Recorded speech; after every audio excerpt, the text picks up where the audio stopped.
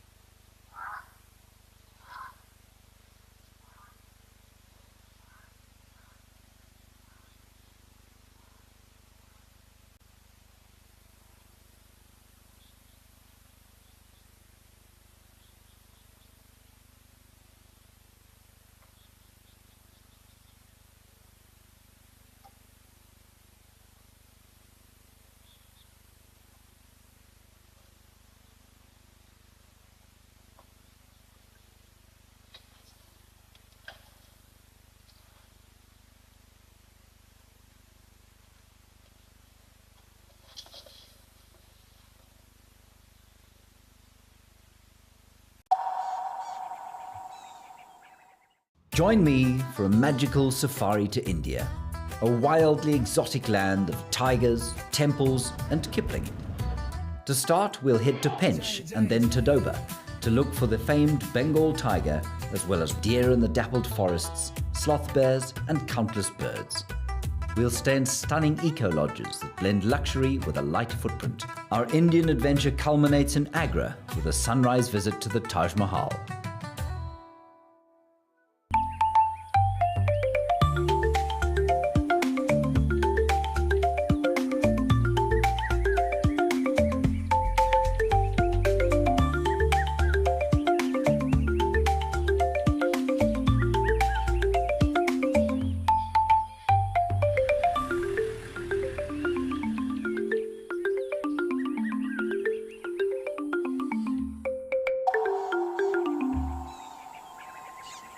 My full name is Mpho Muthusi Tikani.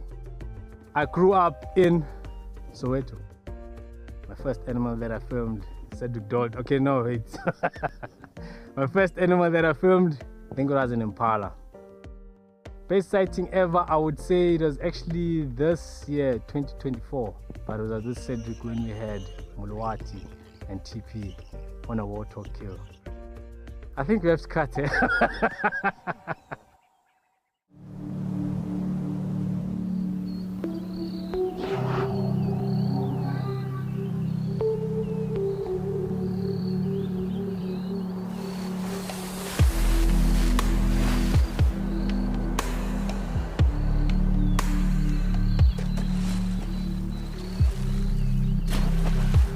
Hyenas love bathing.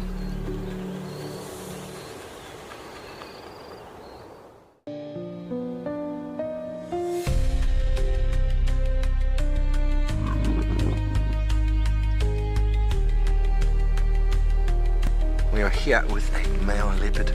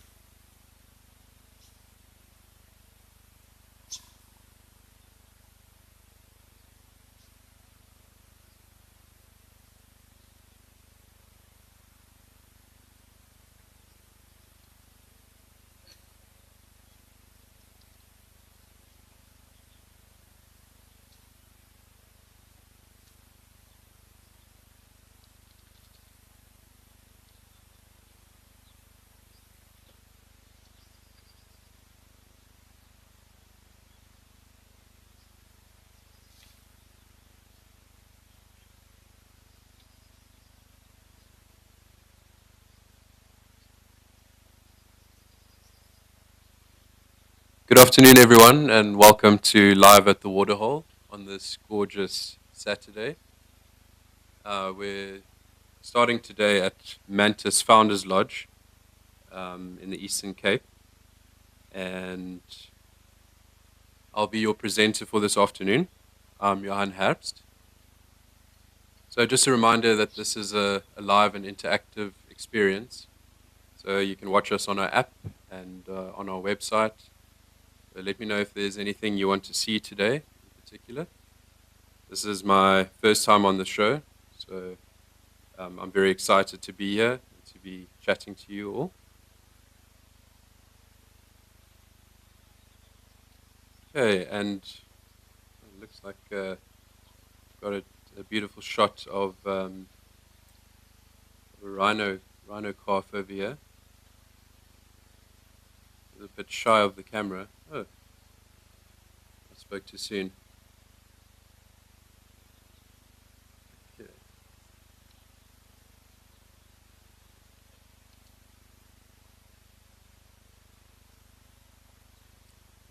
Okay, so look at that. How beautiful is that? What a stunning little calf.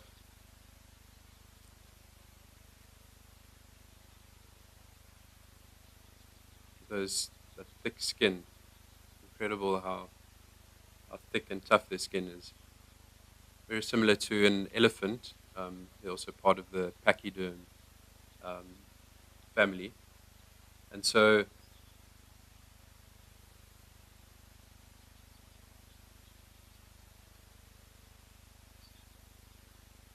yeah, the skin is actually 2.5 centimeters thick in most places, and it creates a very strong barrier for them when they're walking through the bush, because in the African bush, especially there in the Eastern Cape, there's a lot of thorn trees and a lot of acacias, and so you can imagine if they had a very thin skin that would get slashed up and cut, and so it's a very good adaptation to have.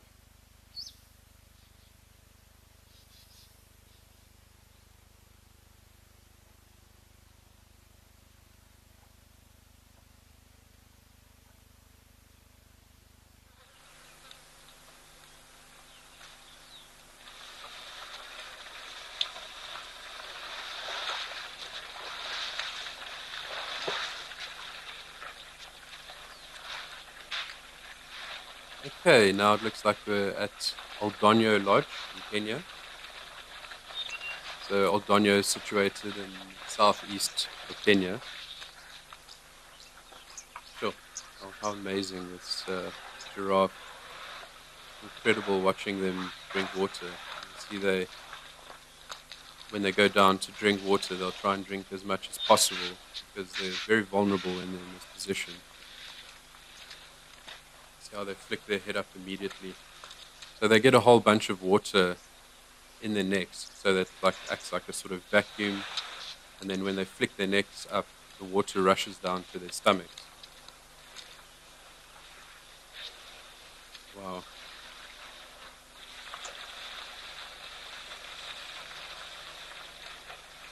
You see the elephants flapping their ears, cooling themselves off, because they don't have sweat glands, so they have to constantly, especially on very hot days, have to cool themselves off by flapping their ears, which has lots of blood capillaries in them.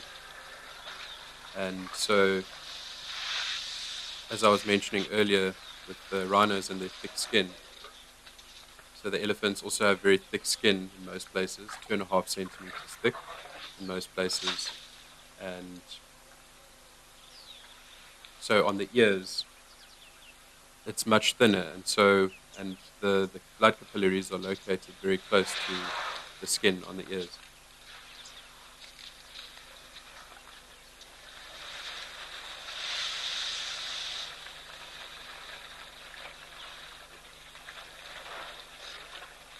See, we have a question here from Liverpool Bird. they're asking, hi Johan, at what age do they put bracelets on rhino? So I'm not entirely sure at what age. I think it would probably be once they mature, because I think, if they're still growing, then they'd have to constantly readjust the bracelets. So, to be honest, it's the first time I've seen a bracelet on a rhino. So sometimes they have a collar around their necks, but I imagine it's probably more practical to have it around their ankles.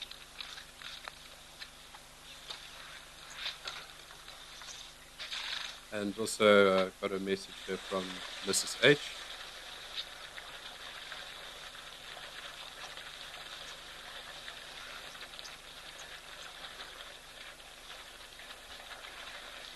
Okay, I think let's go over to the Hoodspruit Endangered Species camera. The Hoodspruit Endangered Species Center camera. Yeah, I think let's see what's going on over there.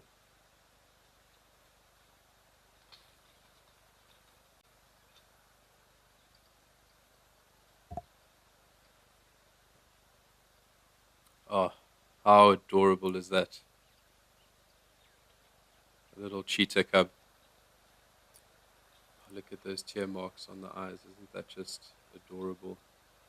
Those black stripes going down from the eyes to the mouth. So those tear markings, as they're known as, they're actually there to protect the cheetah's eyes from the glare of the sun. And because cheetahs are diurnal species, so they're normally active, or they're normally hunting during the day. This would obviously be beneficial to them to see where their prey is at.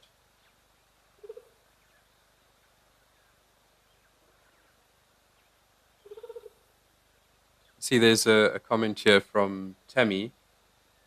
She says that she saw the cubbies, so they were... Oh, sorry, correction. So the cheetah's name is, is Tammy. So yeah, apparently the cub was given birth to live on the show. That's quite incredible.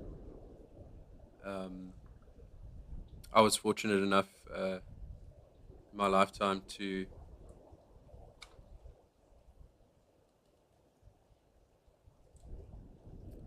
Okay, now it looks like we're over to the Jackie Sabi house cam at Sabi Sands, and don't see much going on over here, but looks like quite a windy day, which is not very many windy days in the low faults from my experience. So it might be the cold front that's come through.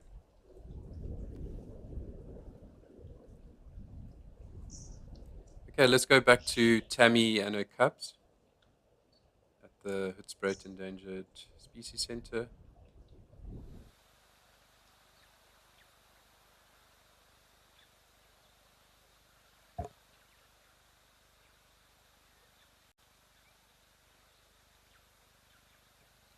Oh, there they are.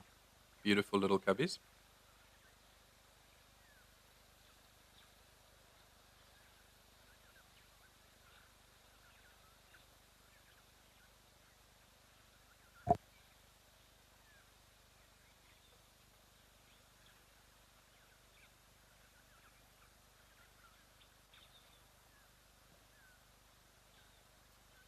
Okay, we have a question here from Ross. He's asking me to tell me a bit about myself. So obviously this is my first time on the show, and so I've worked in conservation for 7 years. I've had a few different roles. I've worked as a guide at a few different lodges, and I worked with volunteers and I've also worked in reserve management. So I've seen the conservation sort of industry from many different perspectives, and I can say that South Africa definitely has a very healthy and a very booming conservation industry. And I feel very privileged to have been part of it, and to still be part of it, and to share my knowledge in a beneficial way, in which everyone can benefit. You see how the cubs now are suckling from the mother. It's so interesting seeing those markings on their back.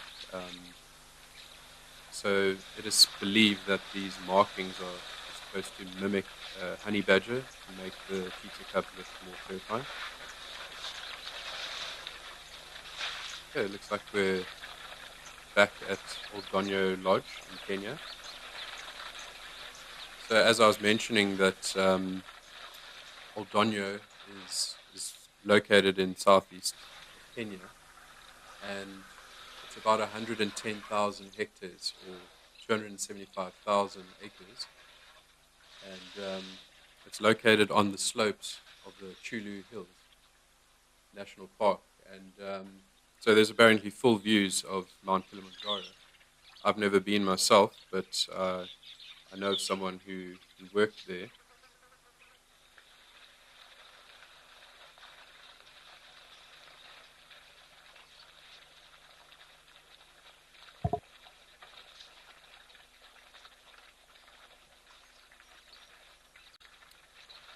Okay, look at, it's like quite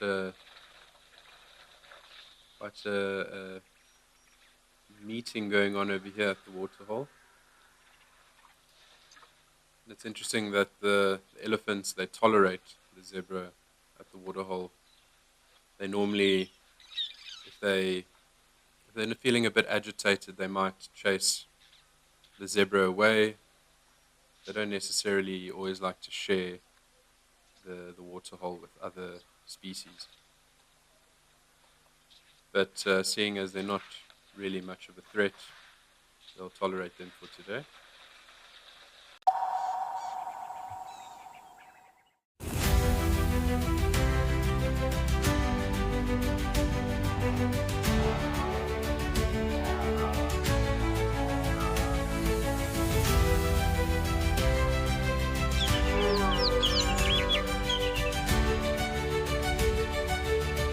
This is an unbelievable afternoon.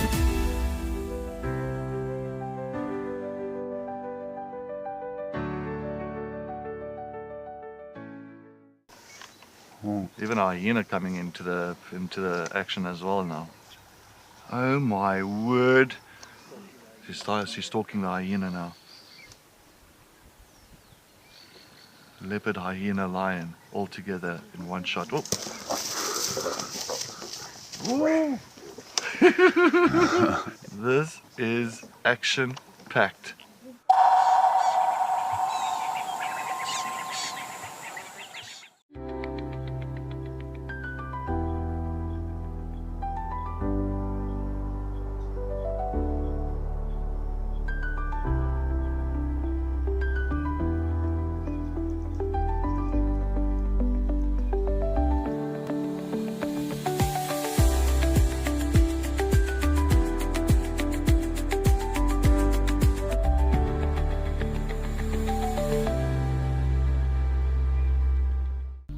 Step into the heart of Africa from the comfort of your home.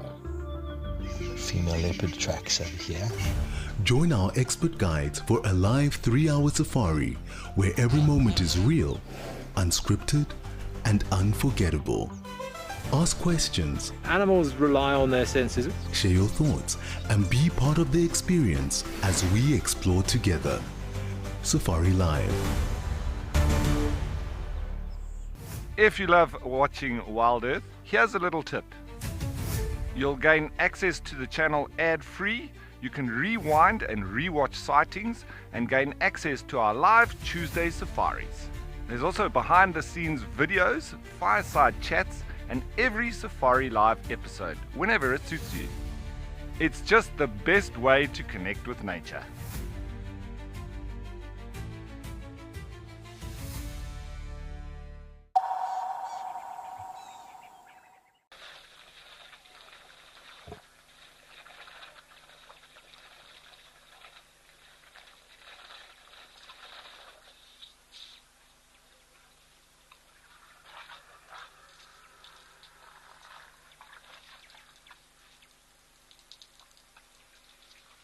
Aren't those tusks just magnificent? So their tusks are actually modified incisor teeth. So it's actually just imagine having long teeth like that sticking out of your mouth. It'd be quite interesting, but it would also be quite useful, I'd imagine, for defense and also if we were into eating bark from trees, I think it would be very beneficial as well, because they use it to strip the outer bark of the tree and to get into that inner cambium layer. And they also use it to rip out roots from the ground, because in the drier seasons they need to get all the moisture that they can from tubers and bulbs. And yeah, so their tusks have many different and interesting uses. They also use it if they need to get to. They use it to dig to get to water that's not at the surface.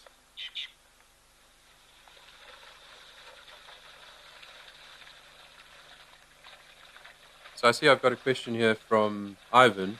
It says, what's the most eye-opening change you've witnessed concerning wildlife since you became a guide? That's an interesting question. I have to think about that.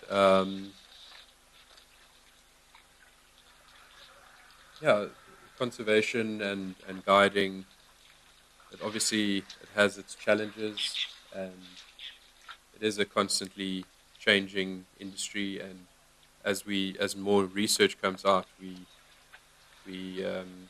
understand that certain things don't work and certain things do. And yeah, I think with the new research, we can start implementing more policy changes and guides. We can sometimes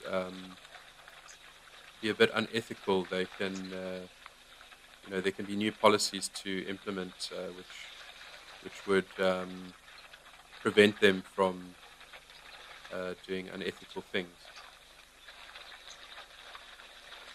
Okay, I've got another comment here from Deb D. And it says, welcome, Johan. I'm Deb in Pennsylvania, US. Thank you so much, Deb. I really appreciate that. I think it's fascinating. I think it's so cool that you're tuning in all the way from Pennsylvania. That's really cool. Thank you so much, Deb. I really appreciate that. And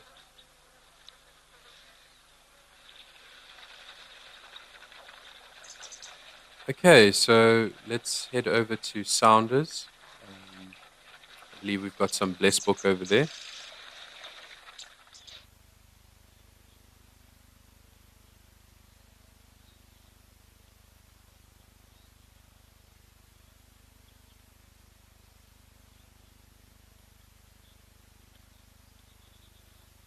Okay, welcome to Mantis Founders Lodge in the Eastern Cape. We've got a couple of Bless Book over here.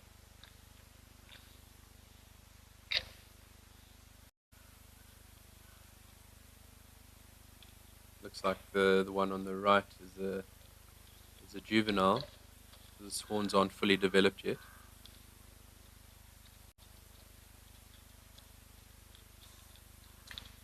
I see there's some more coming.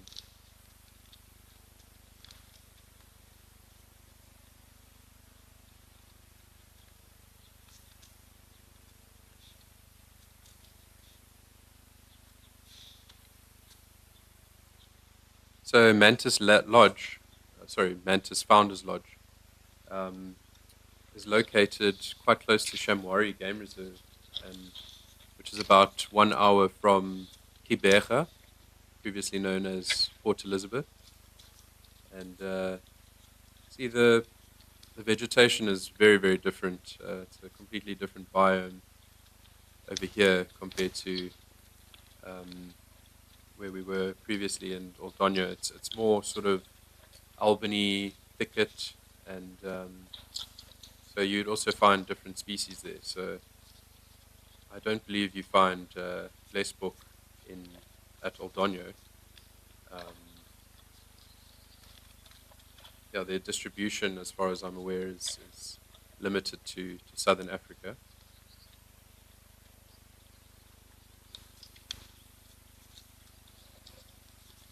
So I've got a comment here from Melanistic Marble that says, "Hi Johan, it's great to have a new voice. Thank you so much, Melanistic Marble. I really appreciate that.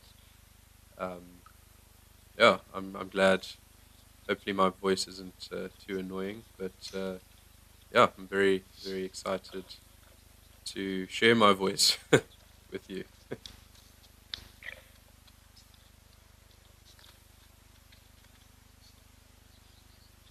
So I've got another question here from Msobo Mabuza. The question is, how fast do Blessbook run?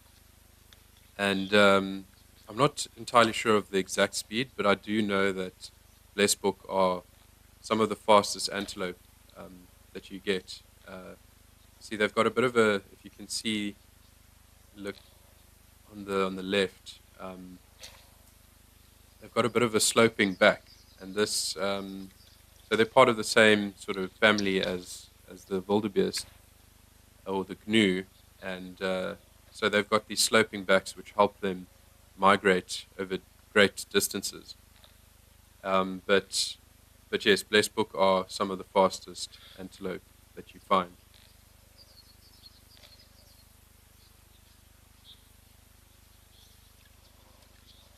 Got another comment here from Wildlife Lady.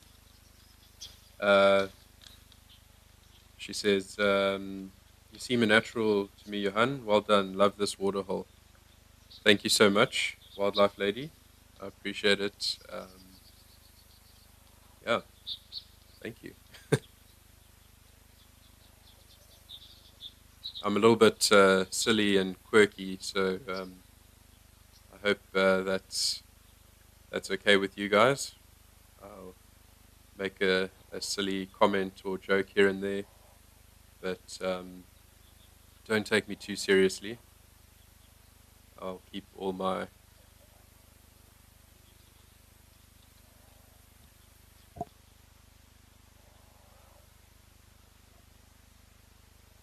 so yeah, I can crack a good dad joke every now and again. Yeah, if you guys have any great jokes, please do share them with me. Yeah, let's see if they're worth sharing on the show.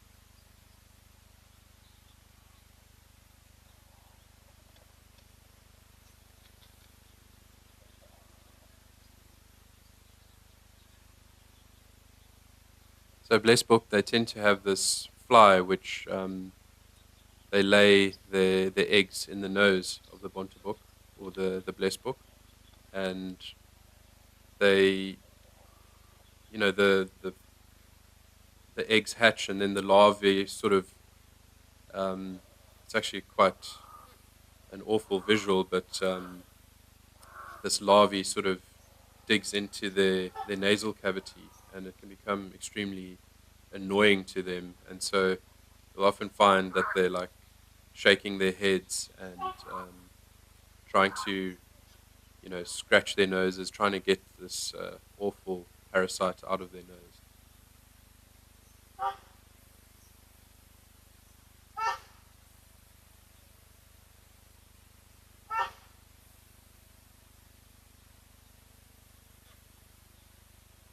Please do keep the questions coming. I'm very very happy to answer questions, and obviously I'm not a robot, so I won't have all the answers, but any knowledge that I do have, I'm very happy to share.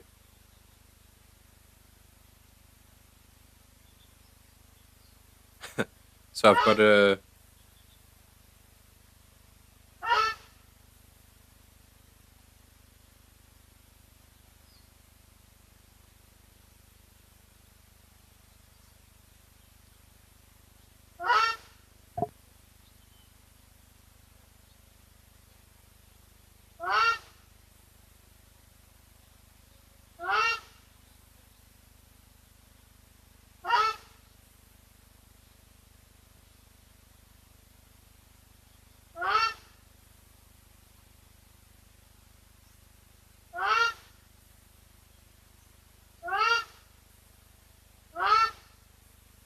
it looks like we have a white-faced duck over here.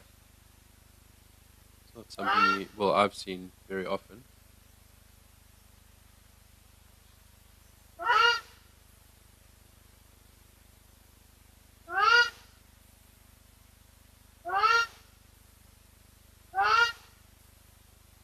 So we're going to head over to Moela Lodge in Botswana.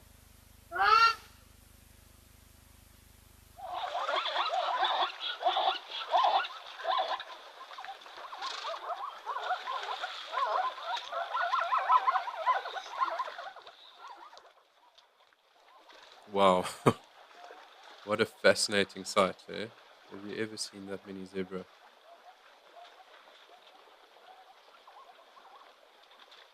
Wow, quite remarkable, isn't it? There's more, seems like there's more zebra than there is water.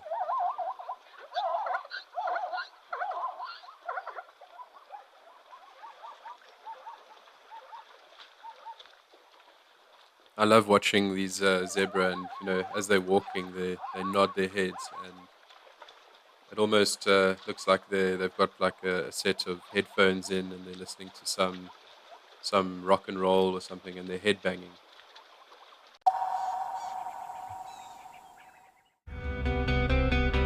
I feel it is a rosetted morning for us. So yes, let's see what we can find.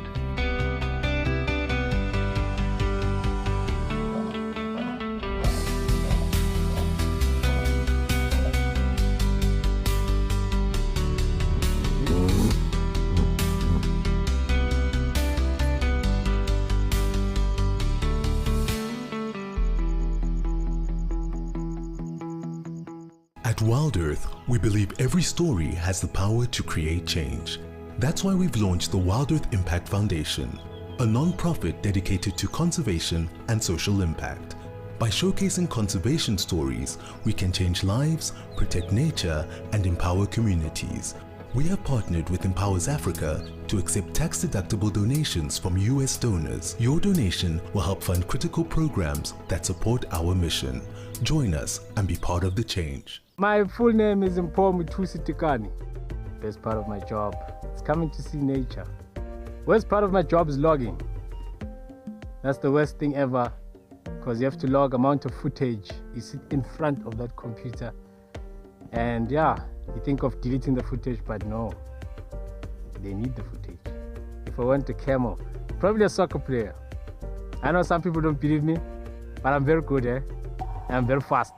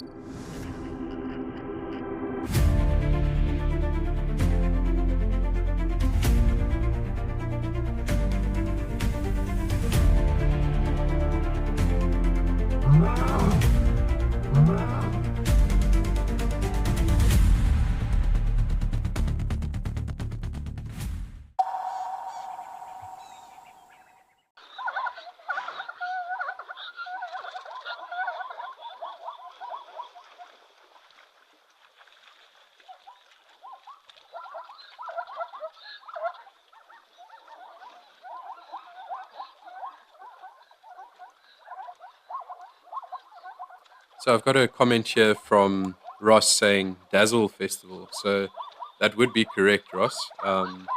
It is the collective noun is a dazzle of zebra, and as you can see, it's called a dazzle because of their flamboyant coat, or the hair on their skin, and yeah. So as you can see, when they run away, it looks like a dazzle. Kibith also got the right answer. He said a dazzle of zebra. Thank you, Kibith. Sorry if I'm mispronouncing your name.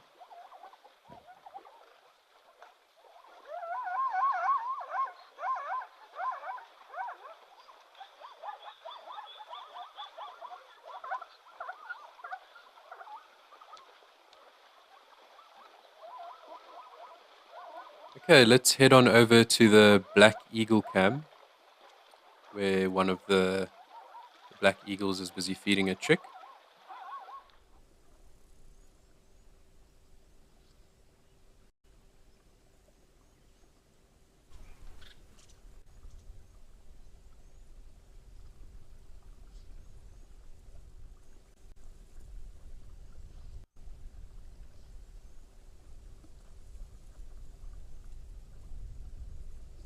Wow, what an incredible visual, hey? It's definitely not every day you get this point of view. Look at the stunning Bruce eagle, or otherwise known as the black eagle. You can see they're quite easy to identify because of their black plumage and also that white V on the back of on their backs. And in Afrikaans, it's actually known as a witkruisarend, which basically directly translates to a white cross eagle because of the markings on its back. Oh, look at that beautiful beak, eh? Definitely wouldn't want to be on the receiving end of that beak. Looks like quite a terrifying, sharp beak.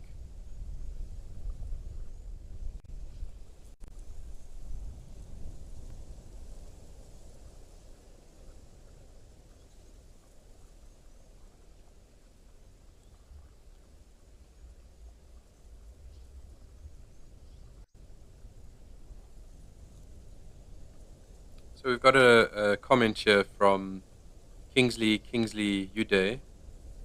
The comment is, "Hi, I'm Kingsley from West Africa, Nigeria. I love everything about the safari." Thank you, Kingsley Uday. Thanks for your comment. I also love everything about safari. I don't think there's anything really not to like. You know, there's just so much beautiful nature out there, and we're super privileged that we get to see this, you know, from the comfort of our living rooms, and or from wherever you're watching, in your bedroom. Oh, look, I see the black eagle seems to have a rock hyrax or a dussie over there. That's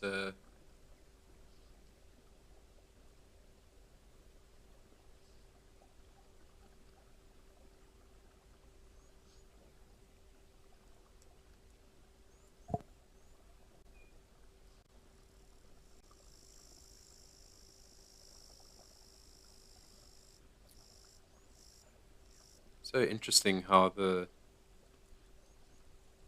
fledgling is completely different in coloration to the adult.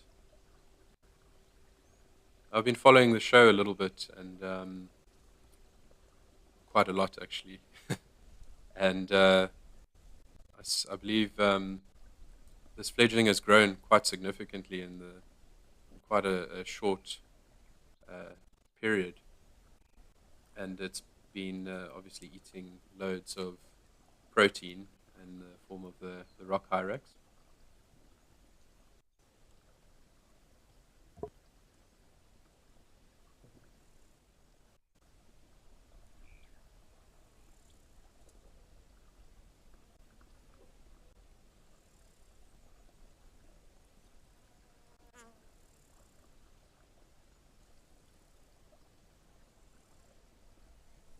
sure. I would get such vertigo if I was up there in that nest. Quite remarkable how they managed to get that camera up there. I might be a bit scared going up all that way. Oh, can it hear us? Looks like it's checking us out.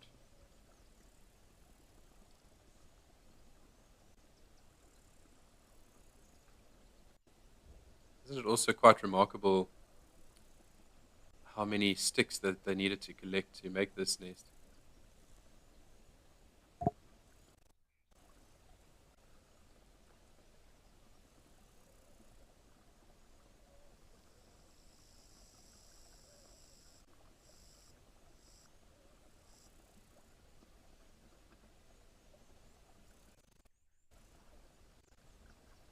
Imagine how long it must have taken to collect all the sticks. And, yeah, one by one, flying each one of those sticks up to the nest.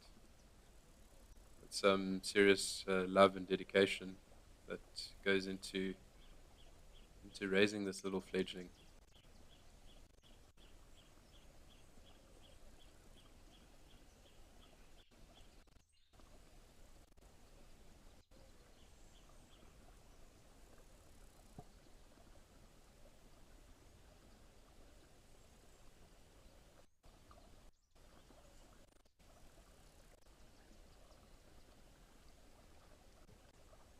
So please do keep those comments coming in. I do love to hear your questions and your comments.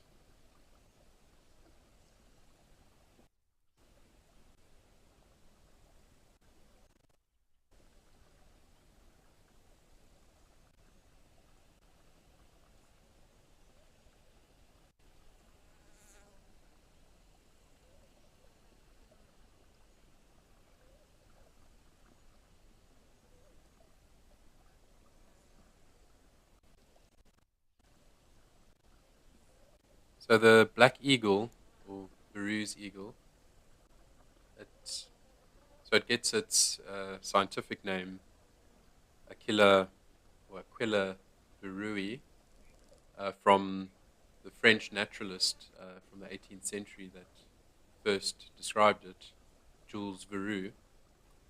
And but yeah, they're also known as black eagles. You also get the Verreau's eagle owl, which is the biggest owl that we get in Africa. And they're also so beautiful, and I've been privileged enough to see them a few times. So let me know if you've encountered a Verreau's eagle owl in the comments.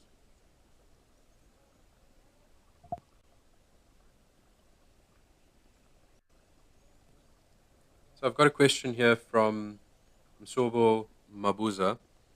So he's asking, why is the offspring white of the eagle? Is it going to change when it grows? Yes, Msobo. Their plumage does change as they get older. They lose the down, the feathers, or it's kind of like, it's not quite fully developed feathers yet, but they will lose those white sort of plumage, and then slowly they develop the sort of darker coloration of the adult.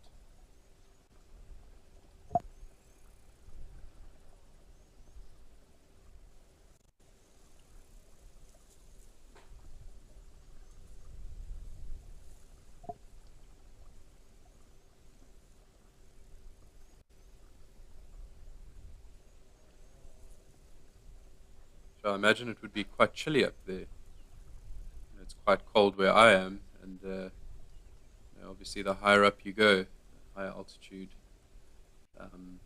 the colder it is. So I imagine this little fledgling would be getting a bit chilly if it's not being warmed by the mum or dad.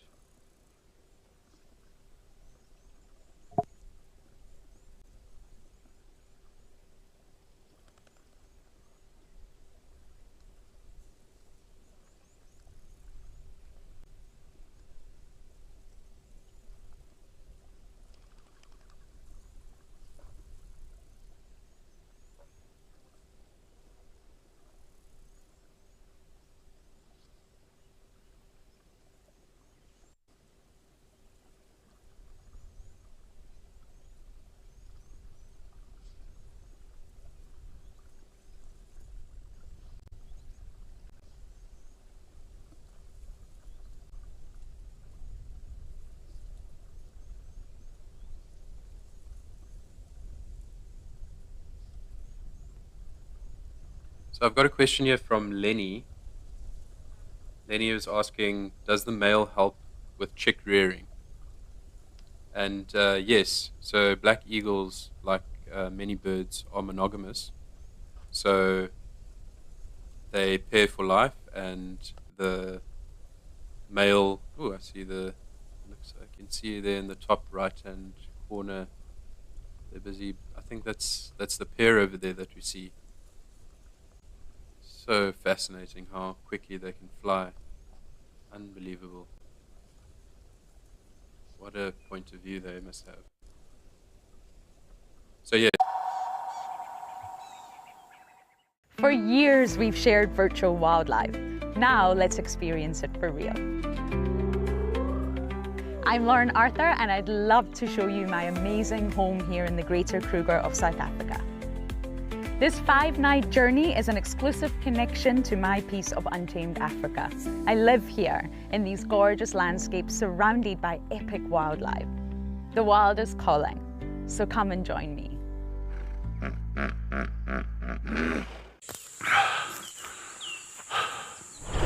What does it take to handle the wild? Balance. Determination. Focus. Yaku!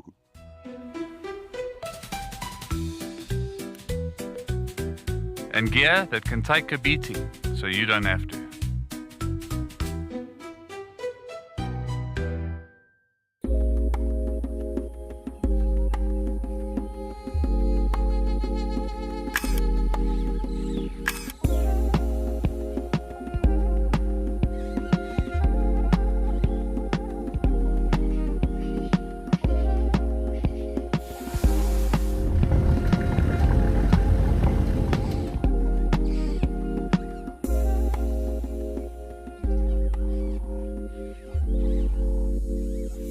Join our expert guides at dawn for a live, immersive safari as the bush comes to life.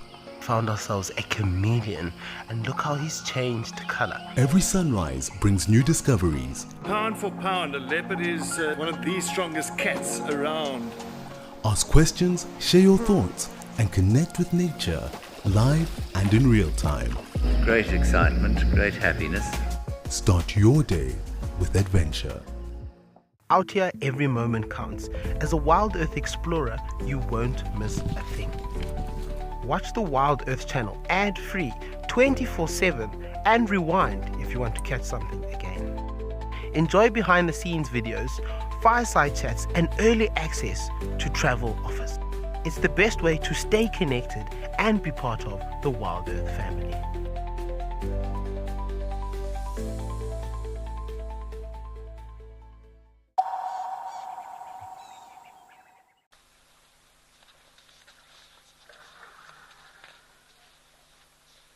Wow, okay, there's quite the congregation going on over here. You can see an oryx in the background, which is not something that I've seen a lot, in my career, at least where I was guiding. And we've got some plain zebra there. We've got some giraffe. We've got the elephant. Doesn't look like he's moved much since we last saw him.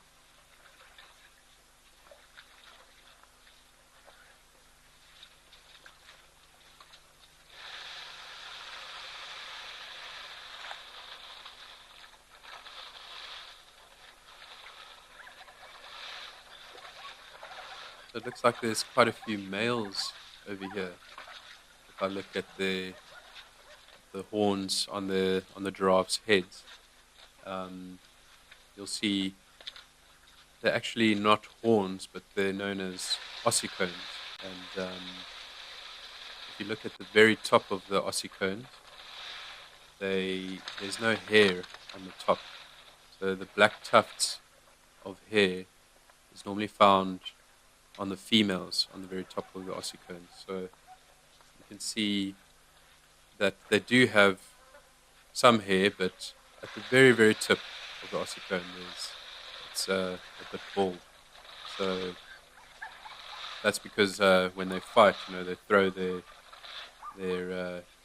heads or their necks, they try and hit each other with their heads and their horns or the ossicones. And in doing that, the friction causes the hairs for them to lose the hair.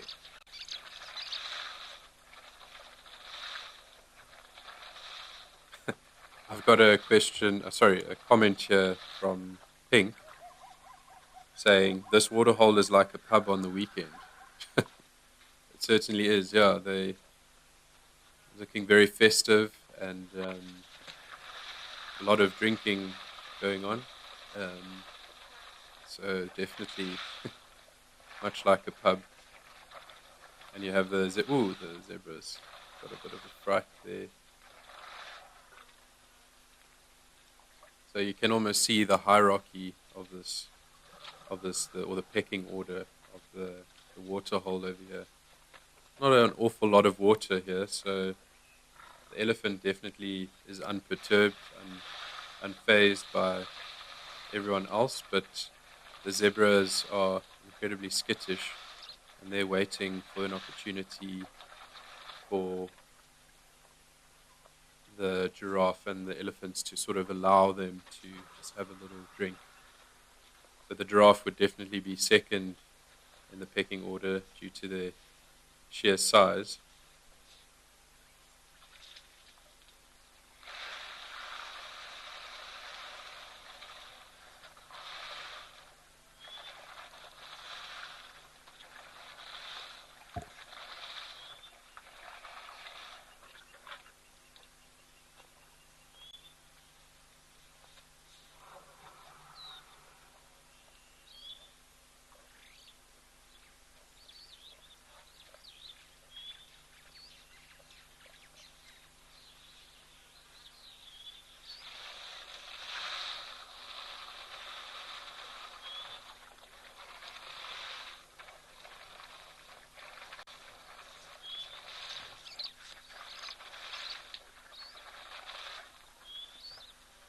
So isn't it interesting seeing the coat of the giraffe, the patterns on its coat.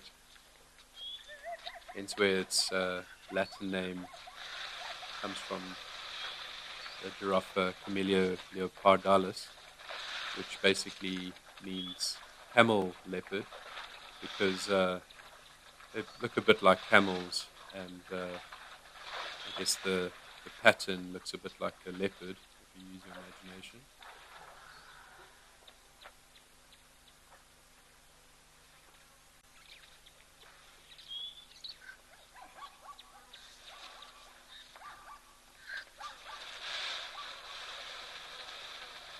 So please share your comments or questions. I do love hearing them, and I do love answering them.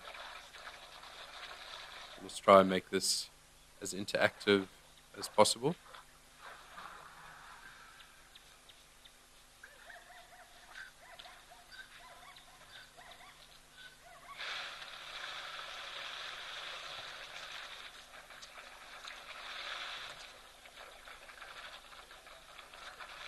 I've got another comment here from Della saying, "Welcome, Johan, to the Wacky Wild Earth family. We're all a bit strange, lol, hoping you will fit in right with us." I'm assuming that last bit. So thank you very much, Della. I really appreciate that. Yeah, I definitely am not the conventional type, and I'm a bit wacky and strange, so I do really enjoy those comments and the words of affirmations. Thank you so much. I really appreciate that, Della.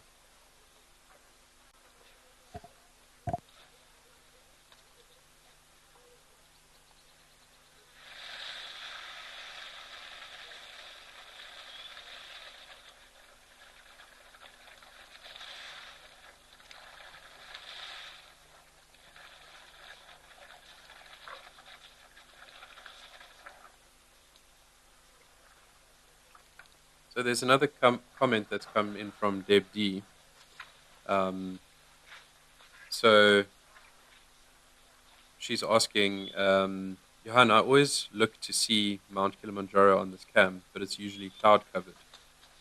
So I'd imagine because it's in a sort of, it's close to the equator, that there would be a lot of, the sun would be incredibly hot and intense, and there'd be a lot of evaporation going on. So that's probably why it's quite hazy a lot of the time, and you're not able to see Mount Kilimanjaro. But hopefully one of the days when we're watching, we can see Mount Kilimanjaro.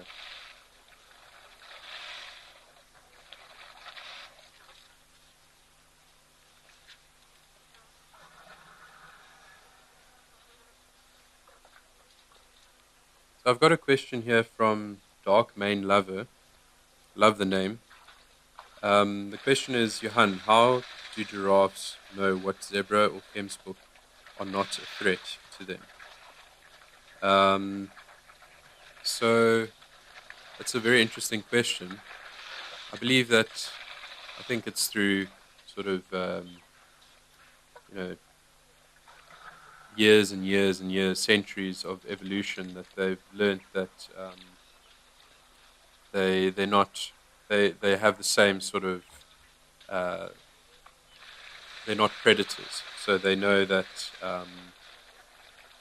they can sort of tolerate them, although sometimes I guess they could lash out.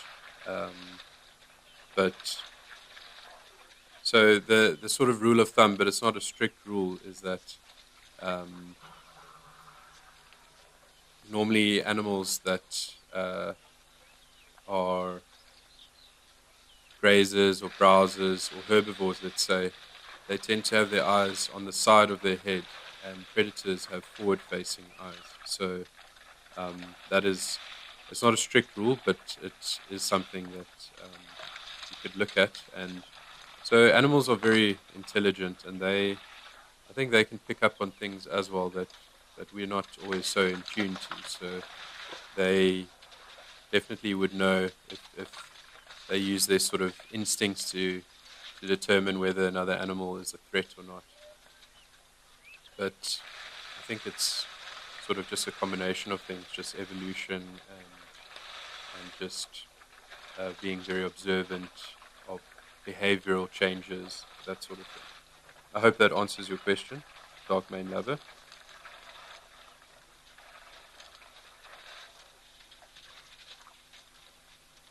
So there's another question.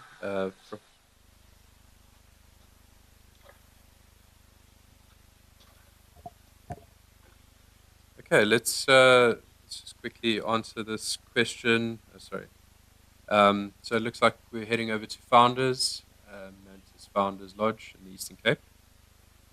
We've got a beautiful white rhino over here.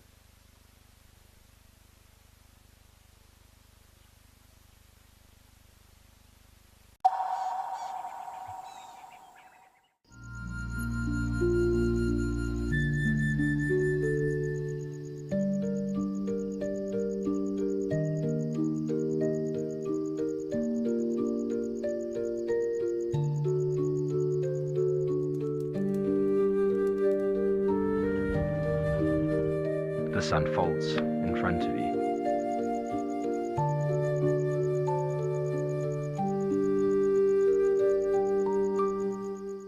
The Wild Earth Impact Foundation is a non-profit that uses the power of wildlife storytelling as a force for good. We create sustainable development projects that showcase conservation stories, empower people, and inspire environmental action. As a registered South African PBO, you can make a tax-deductible donation to the Wild Earth Impact Foundation. To find out more, visit our website.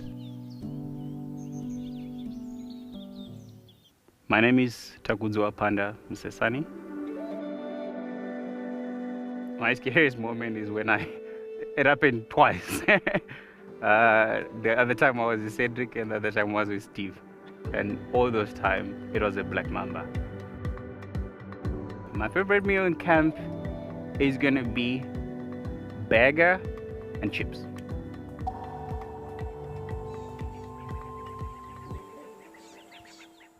Join our expert guides at dawn for a live, immersive safari as the bush comes to life. Found ourselves a chameleon, and look how he's changed color. Every sunrise brings new discoveries. Pound for pound, a leopard is one of the strongest cats around. Ask questions, share your thoughts, and connect with nature live and in real time. Great excitement, great happiness. Start your day with adventure.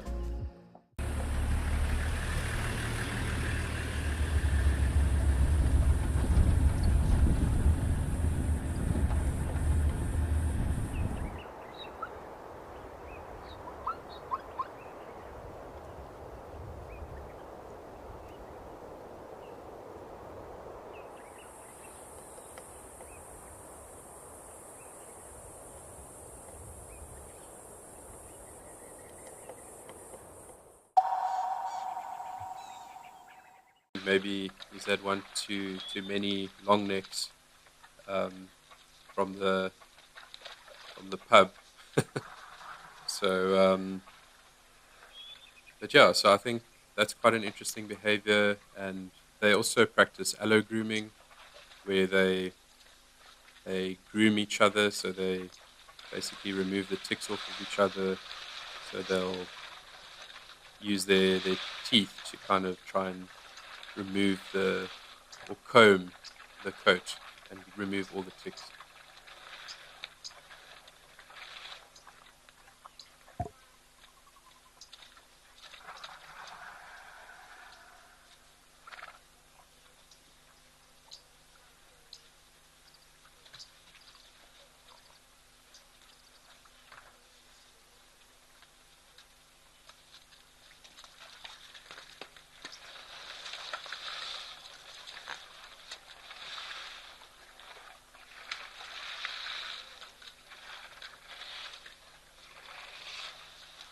So interestingly, the word Oldonyo originates from the Maasai language, and it means mountain. Specifically, Oldonyo Sabuk translates to large mountain, so which probably refers to Mount Kilimanjaro, which obviously we can't see right now, but on a clear day, which you'd be able to see from Oldonyo Lodge.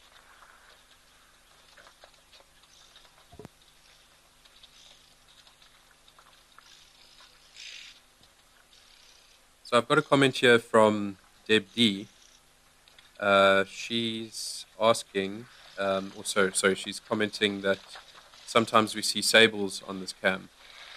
That's really cool. Yeah, that's definitely one of the less common antelope that you'd see. They seem to be going extinct in some places, very unfortunate, but also one of the most beautiful antelope, in my opinion. In Afrikaans, they're called a swart wit bent, which basically directly translates to black, white stomach. So it's very descriptive of them because they're black and then they've got a white stomach. And then they've got those beautiful horns which curve backwards. I've also only seen sable in the wild a handful of times. See the giraffe there's hesitating.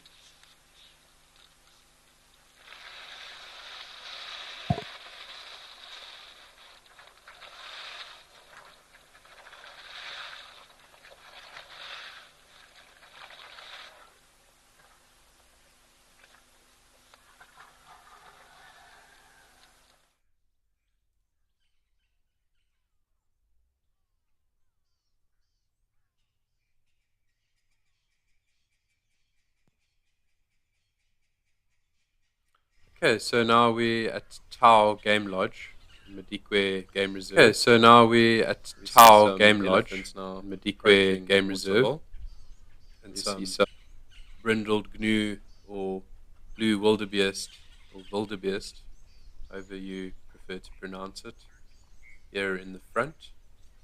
And I'm sure those wildebeests will soon get a bit of a fright with those oncoming elephants. I don't think they would. Looks like they don't really want them there. Oh, they're coming very close. Was that just an optical illusion?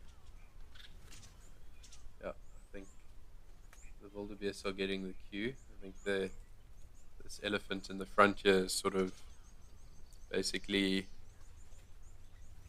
throwing his weight around and showing the wildebeest that you guys are on my path, so please move. It's quite an interesting interaction. Look, it looks like they're walking straight to them, but maybe they'll just pass them.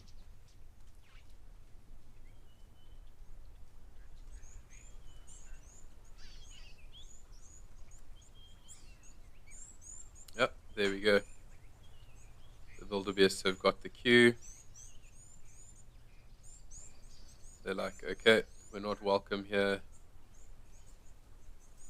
It seems that the elephant, they don't want anyone to watch them while they have a nice bath in the waterhole, or just have a couple of drinks.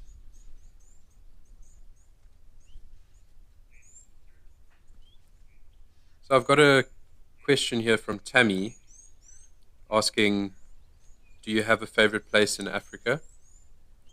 And I do. I've worked in and around Hoedspruit, and that area is very special to me. So I'd say probably, the surrounding areas of Hoedspruit is probably one of my favorite spots in Africa. But I also love the Drakensberg. I've hiked there quite a few times, and it never ceases to amaze me. And if you haven't been to the Drakensberg before, I highly recommend it. But definitely go with someone experienced, or if you can hire a guide, that's even better.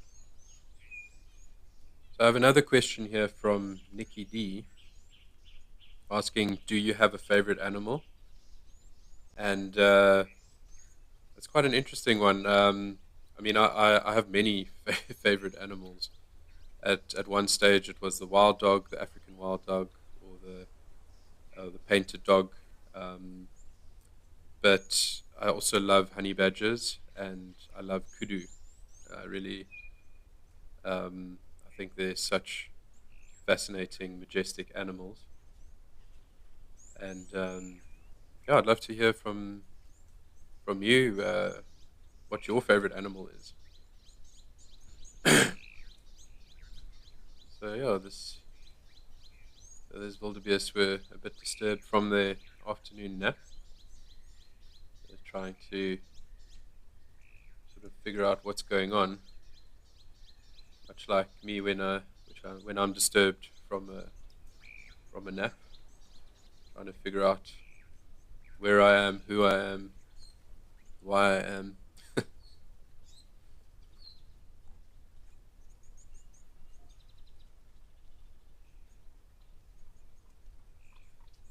So the wildebeest are standing around there looking a bit lost.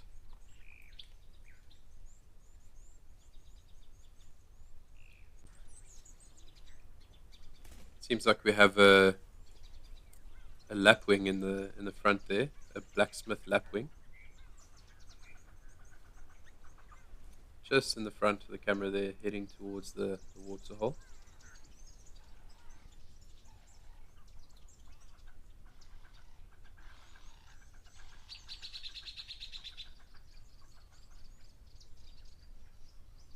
I have another comment here from Super Draco asking, pound for pound, are elephants stronger than rhinos? And I would certainly say they are. I believe that the sort of largest rhino on record is sort of just under 3 tons, and I think the largest elephant recorded was over 6 tons or 6,000 kilograms. So I would say for sure the elephants are also a lot more intelligent, so they'd be able to throw their weight around better than rhinos, I would say. And they just seem a bit more sort of agile, if that makes sense, than a rhino does. So I hope that answers your question. So I would definitely put my money on a elephant to win that battle than on a rhino. And I was reading an interesting thing the other day that elephants are able to lift incredible weights with their trunks.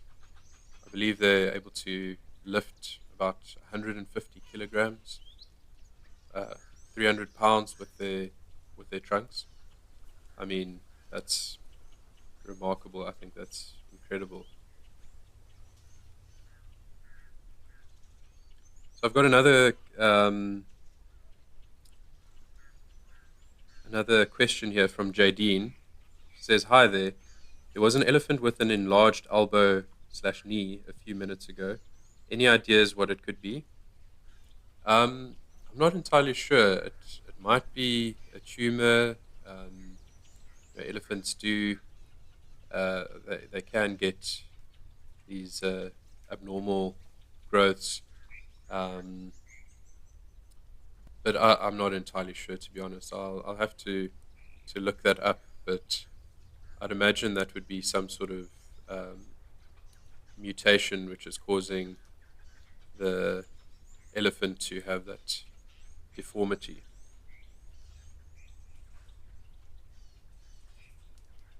So Dark Mane Lover says, "My favorite cats of the bush would be cheetahs and antelopes. Would be Gemsbok, and I have a favorite lion. That's the white young male lion, Hassanwari." That's really cool. I do really love cheetahs as well. I was quite fortunate at one of my jobs to work quite closely with tracking cheetahs and making sure that they're safe. And then Penelope Kenyon, I'm not too sure if I'm pronouncing that correctly, but she says her favorite animals are cheetah and impala. It's interesting you say impala. I mean, if you've been to South Africa, there's definitely no shortage of them.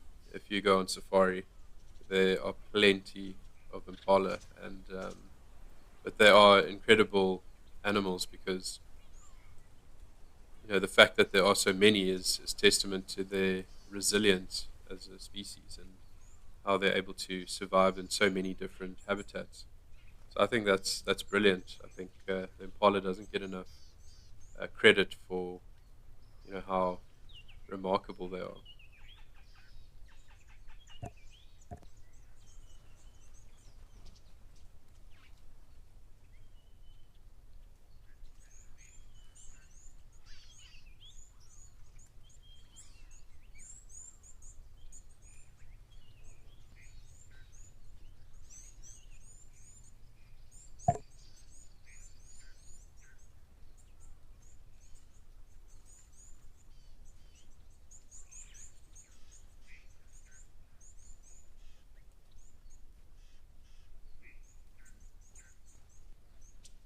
So we've got another comment from the vet Rayman, saying wild dogs are my favorites. That's awesome. I think also think they're absolutely fascinating creatures that unfortunately they don't have a very good reputation because they become quite a pest to farmers, and they will sometimes break out of game reserves, and then they'll eat livestock in the surrounding area, and So a lot of farmers, unfortunately, tend to shoot them if they see them, because they're trying to protect their livestock and their animals.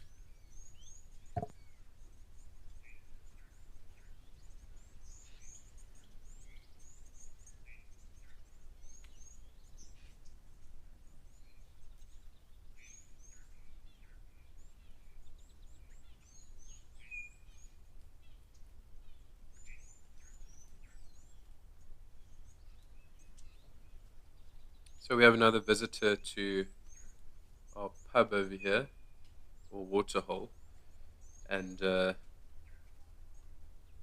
quite beautiful tusks that they have. As I was mentioning earlier, the tusks, much like our teeth, are made of enamel, and they're actually modified in sizes.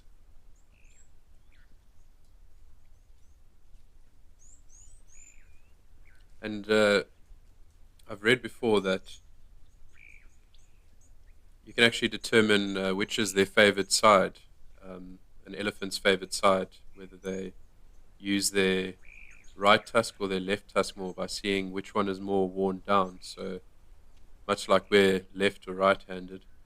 And so it looks like this elephant in picture is more of a right-handed. If you had hands, you'd be right-handed.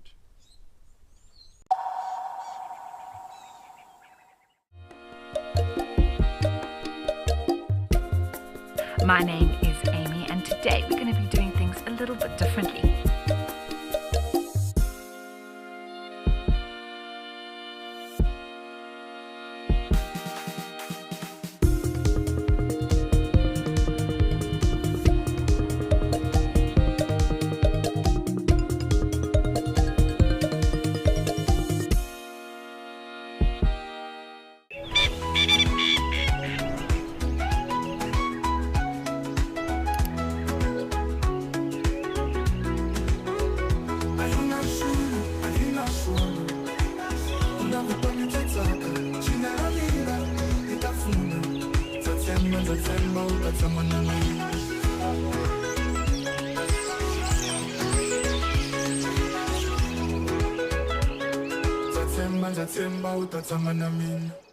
My name is Takudzwa Panda Msesani. I really want to film an artwork, and it has been my goal. I'll be just keeping my eyes open. The worst driver is Jen. He's driving, yeah. You gotta be holding on back in there, yeah? Like in bumps, and I mean, it happens when, these things happens when you're actually going for animals usually. But then, yeah, he's driving, yeah, you gotta put your seatbelt. Step away from your daily stress and escape into nature with Wild Earth. Immerse yourself in the wilderness and become part of the natural landscape. Watch as everything comes alive. Join us as we slow down our thoughts, put aside our distractions, and reconnect with the wild. Out here, every wild moment matters, and as a Wild Earth explorer, you won't miss a thing. Watch the Wild Earth channel, ad-free 24/7, where you can even rewind and watch something again. Get access to behind-the-scenes videos, fireside chats, and access to early travel offers. It is the best way to stay connected and be part of the Wild Earth family.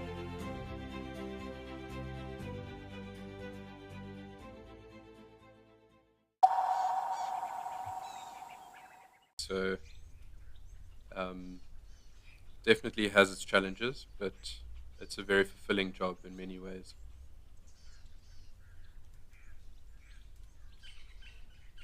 See how the elephant sucks up all the water, as much water as it can, into the trunk, and then releases it into its mouth. Just basically lets go all that water from the trunk and just lets it fall into its mouth.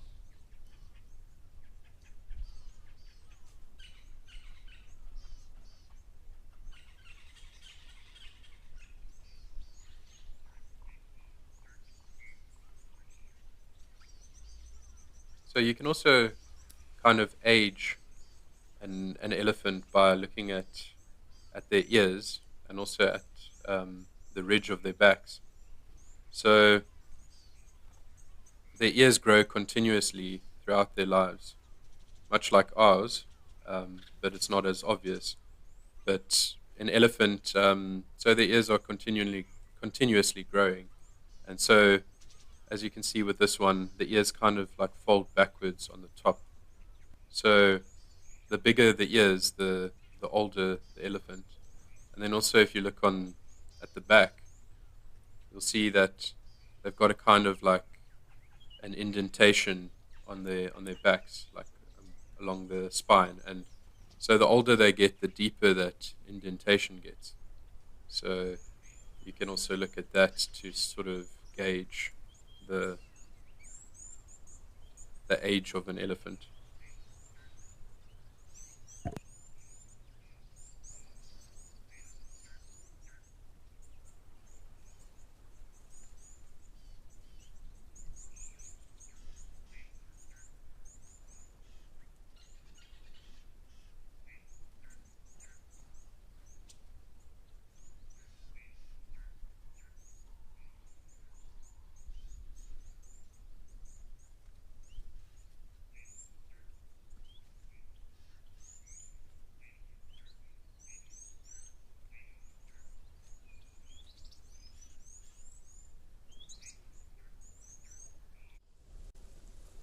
So I think we'll head on back to the black eagle's nest.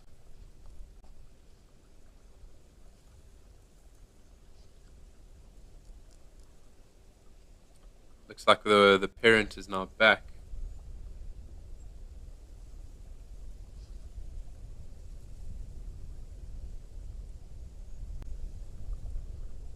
I wonder if it's caught something. Maybe it's got something. I don't see anything, but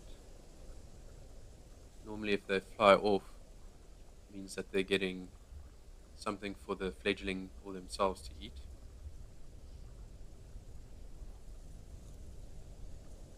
Again, I think this is such a privilege to be able to, such an incredible thing to see. I mean, sometimes you're able to see these nests from quite a distance, and you'll have to look through binoculars, and sometimes you just see a head poking out here and there.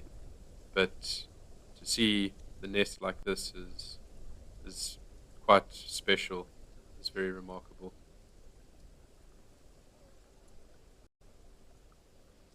So I've got a question here from Treasure asking how many times a day does the parent feed its chick? And I think as often as they're able to, as often as they're able to catch prey. So I think because they're very opportunistic in their hunting, but definitely they specialize in rock hyraxes, in hunting rock hyraxes or dassies. And so yeah, as often as they could catch a rock hyrax, I'd imagine, is how often they, because you can imagine this fledgling would need quite a lot of protein in order to grow as large as the adult there.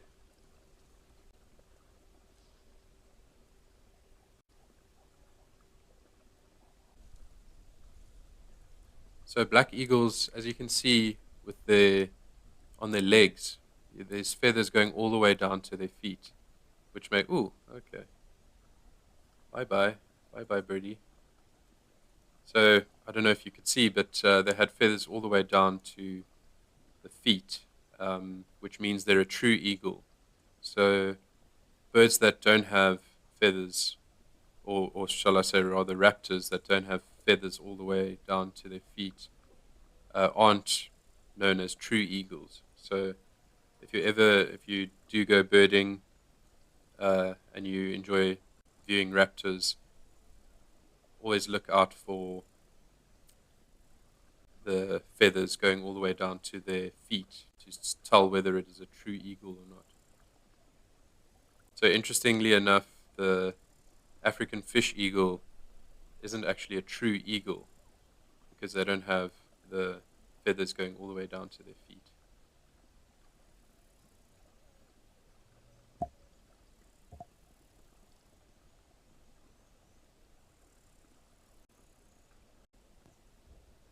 can just see the fledgling there contemplating life, just saying, when I grow up, I want to be just like mommy and daddy. I want to have a big beak to be able to eat all day long.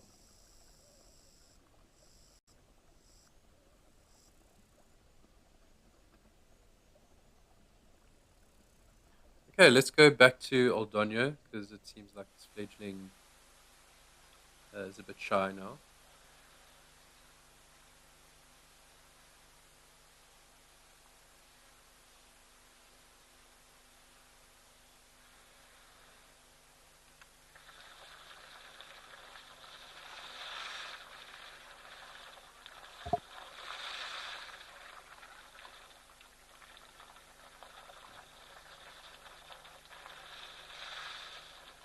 So I have a comment from Oliver saying, wow, so quiet now. That is quite a contrast from all the manic activity happening earlier. It is interesting how it changes so quickly. Just to have if you had a time lapse, if you had a camera up and you just have a time lapse going, you'd see just constantly activity at a waterhole, especially in drier regions, where the animals have no other option but to drink at a specific waterhole.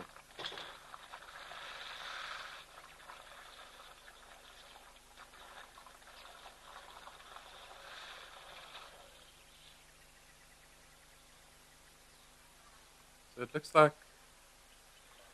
I don't know what this elephant looks like. He's busy playing with the mud, sort of like, in a way.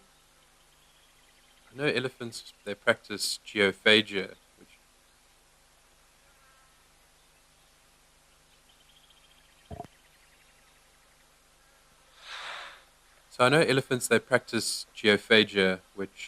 means that they eat minerals and they eat basically dirt. And this helps to compensate for the lack of minerals in their diets. So especially in areas where the grass isn't very nutrient or mineral rich, they would supplement their diets with some mud or dirt or some soil. But this is quite a fascinating thing to see.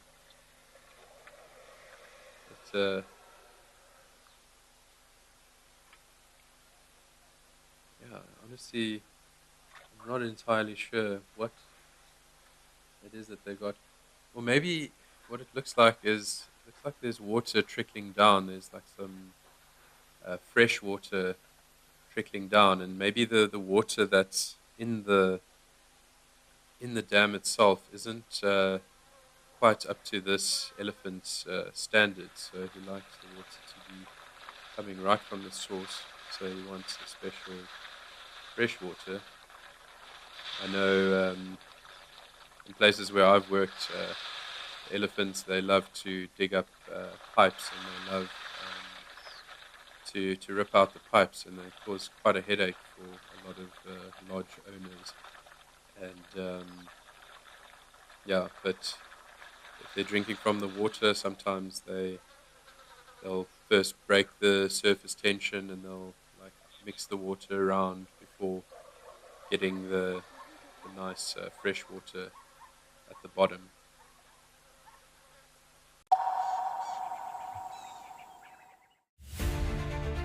I met this remarkable rhino bull, whose name is Samson, last year in a place of extraordinary beauty, history and story. I'm going back there to see him in October, and I think you should come with me to to his mysterious mountain fastness.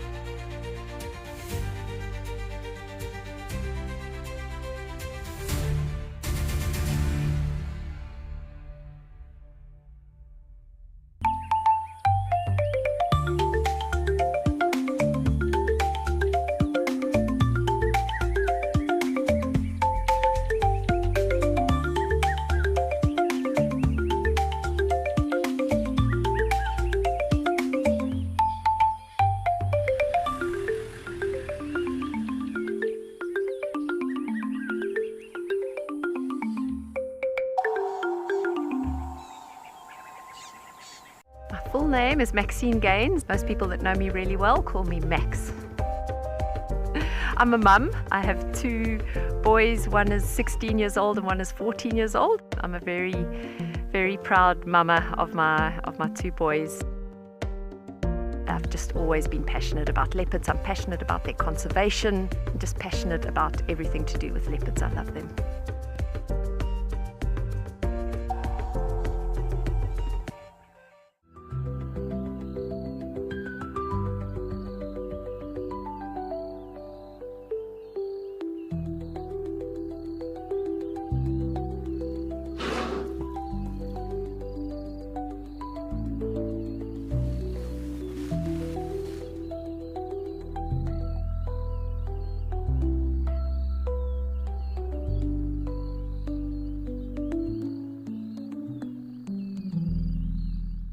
Safari, wine, and waterfalls. The ultimate African adventure. Sip South Africa's finest wines. Experience a world-class safari among Africa's iconic wildlife. And stand in front of Victoria Falls, one of the natural wonders of the world. All this can be yours with Wild Earth Travel, where Africa comes alive.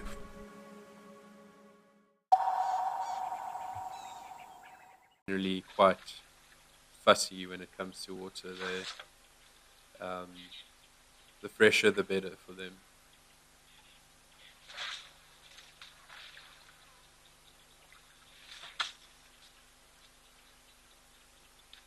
So you see he's using a combination of the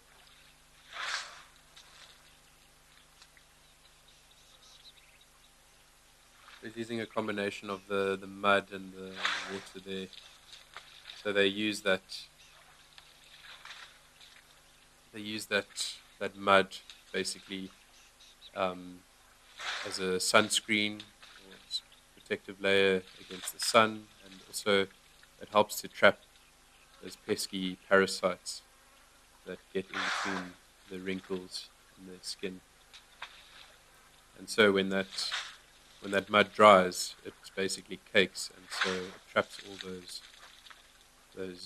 ticks and the eggs and everything that these insects lay, and then it will peel off when the elephant rubs himself or herself up against a tree or a rock or a termite mound.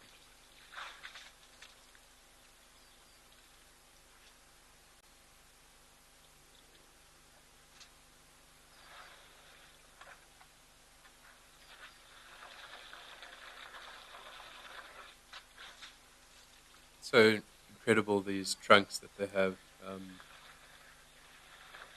And so basically the trunk is just their nose and their upper lip combined, which forms this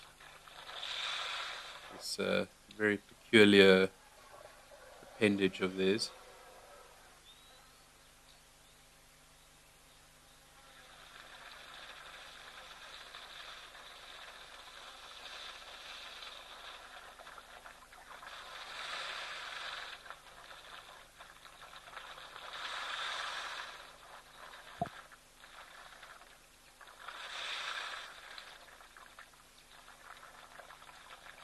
So they're also able to stretch their trunks. So if they can't quite reach the tall shoots on the top of a tree, then they stretch their trunks to get to the very top.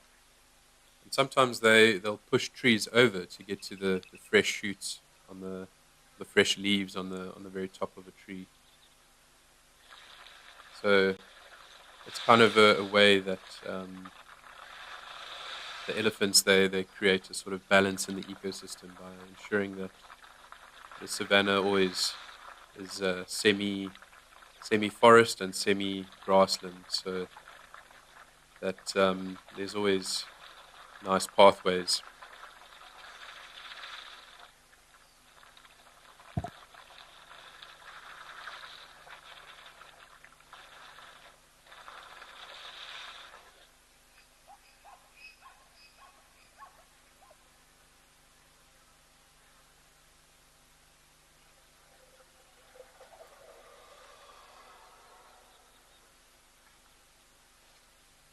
Such a beautiful setting at Aldonio Lodge. Very lucky to have these cameras up at all these stunning destinations. Absolute privilege to see these things from our home or from wherever you're sitting and watching this.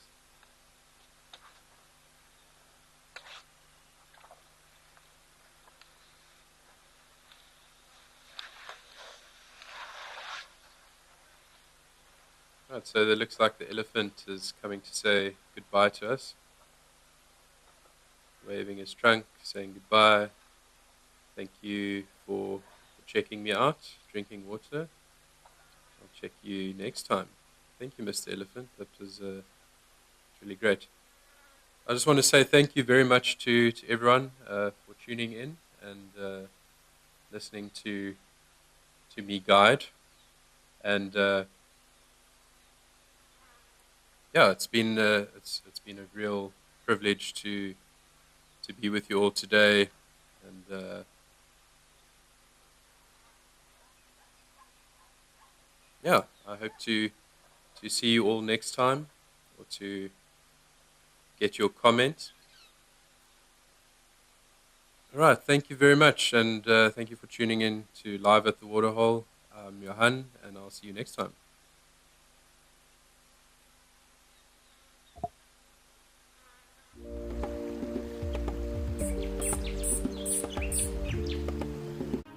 This is Safari Spotlight, the journey into the wildlife wonders of Southern Africa. Join us on an enthralling virtual safari to relax, learn, and be inspired. Discover magnificent landscapes, meet our iconic animal stars, and enjoy stunning conservation success stories. If you would like to experience these magnificent wild places,